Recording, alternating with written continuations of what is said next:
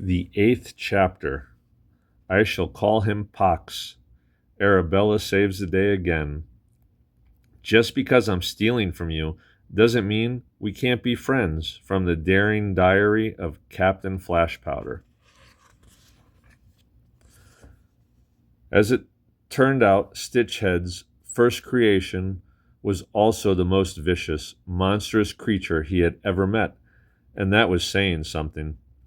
After all but destroying the Forgotten Room, the tiny monkey bat flew into the castle. Stitchhead barely escaped, with his stitches intact. He hurried down to his dungeon home and gathered all the calming curatives, soothing salves, and treating tonics he could cram into his bag. As he raced out of the dungeon, the monkey bat was already rampaging through the castle. Stitch had simply followed the terrified screams of the castle's other creations to discover the whereabouts of his trusty companion. Before long, he found himself in the most populated part of the castle. Stitch had rarely ventured this far. He had yet to introduce himself to the hundreds of grotesque, generally genial creations, motorized lizard ladies, skull-faced brains, beetle-bodied bug boys, steam-driven mechanopillars, because wherever he turned, he was reminded of his master's mad genius and his own insignificance. But today, he didn't have time to hide in the shadows. He raced between the creation's legs and wheels and tentacles as the mad monkey bat flew from victim to victim. "Hey, Oliver, save me!" screamed a two-tailed snake man with robot arms as the monkey bat attacked. "It's eating my favorite end." "Mercy!" shrieked a tin-plated skeleton. "He wants to kill me. I can feel it in my bones." "Help! It's going for my phantom limbs," cried a bodiless head. Even when Stitch had managed to get close enough to administer a potion, the monkey bat would simply sneeze and continue his rampage. If he made it to the professor's laboratory, who knew what might happen? Stitch had to do something. He needed help. "But I was just about to take a bath," groaned the creature as Stitch had dragged it along the stone corridor toward the commotion-causing monkey bat. "He's destroying the castle," cried Stitchhead. "We have to stop this thing before he does something terrible." "So you really made your very own creation?" asked the creature. "Does that mean you're a mad professor now?" No, of course not," Stitchhead replied. "I was just trying something. But this thing, well, he's mad."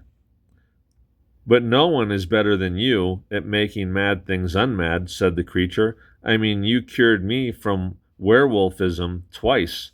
You're the best." "Not this time," Stitchhead replied. "I've created an incurable monster. I've made a Stitchhead froze as he noticed sunlight streaming in from the open courtyard door. The monkey bat was outside. If it flew over the castle walls, Stitchhead and the creature crept out into the courtyard. At the far end was the great door to the outside world, and in the center, perched atop a statue of the professor, was the monkey bat. "Arr!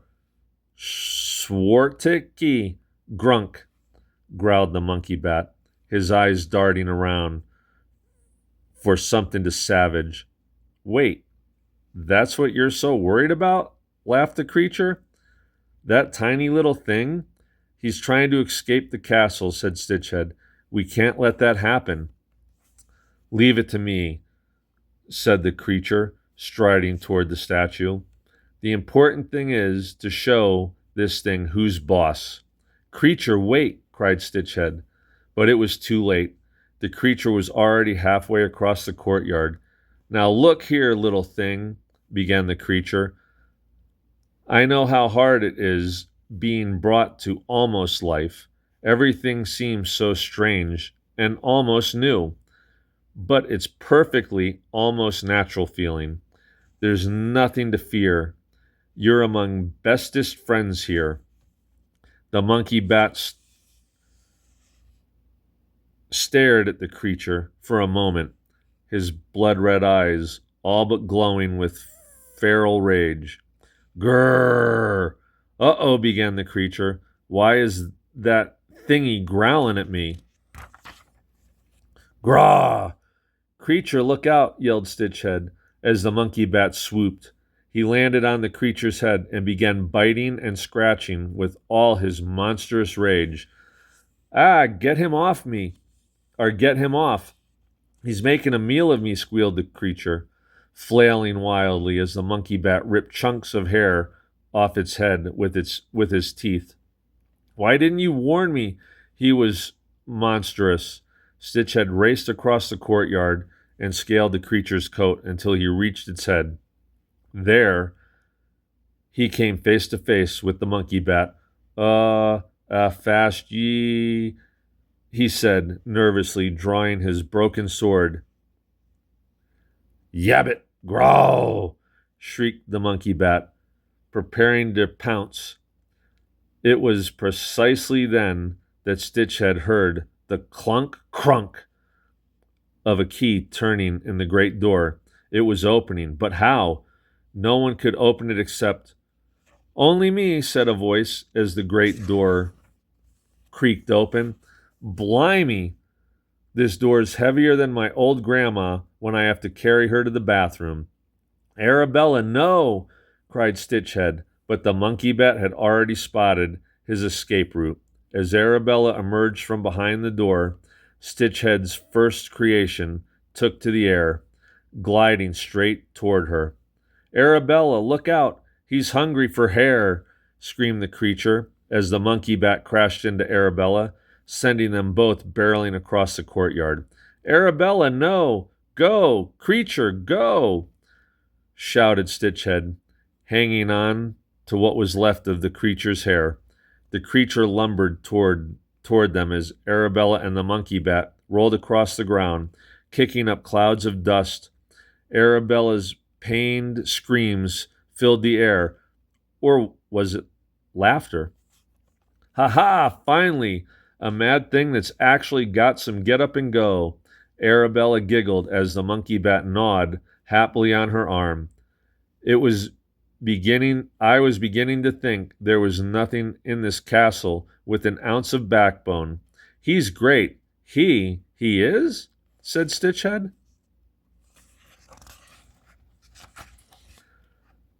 Sit, mad thing, sit. The monkey bat immediately flew into the air and landed obediently on Arabella's shoulder, like a parrot, except with more ear chewing.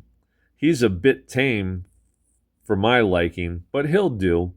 Can I keep him? Maybe your potions have finally worked.